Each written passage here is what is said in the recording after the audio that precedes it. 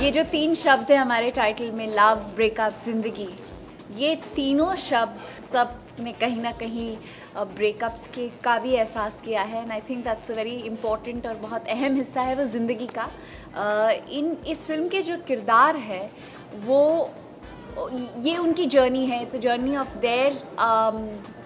their realizations, their discovery of love and its varied forms, and their discovery of a breakup and our interpretation of what we believe a breakup should be.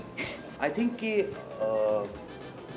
जो किरदार है वो उसकी ज़िंदगी में I think उसकी शुरुआत हुई थी, नॉट ज़्यादा गंभीर लाइफ नहीं थी, और वो उसकी पर्सनैलिटी मेरे ख्याल से भारी या गंभीर नहीं है, लेकिन life is so full of empty promises and broken dreams and things like that कि आई थिंक उसकी पूरी ज़िंदगी में जब हम शुरुआत करते हैं तो हम बड़े मतलब नाइव होते हैं, हमें लगता है सब कुछ सही जाएगा और हम प्यार करते हैं। हम उन्होंने जल्दी शादी कर दी थी, he was about 24 when he first got married, और वो नहीं चला। एंड देन आई थिंक कि अपनी पूरी जो 20s हैं जहाँ पे ज़्यादातर लोग अपने आप को खोजने की कोशिश करते हैं, और बाय 30 लोग या तो डिसाइड कर लेते हैं कि उनकी शादी होने वाली है, या ज़िंदगी शुरुआत कर रहे हैं, या घर खरीद रहे हैं। उसकी ज़िंदगी में पूरी जो 20s हैं वो 2 डिवोर्सेस और अपने पिताजी से लड़ते हुए बीत गई।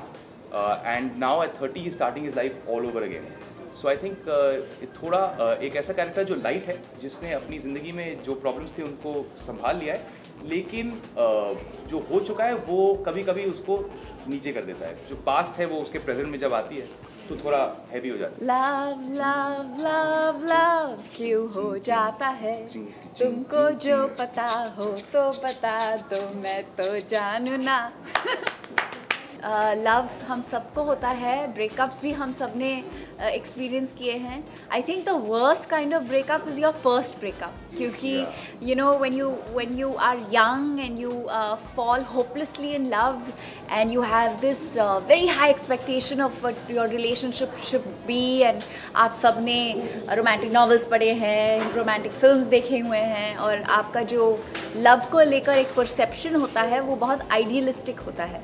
So I think the worst breakup is your first breakup, because you give all of your heart and you don't expect it to be broken and it really hurts.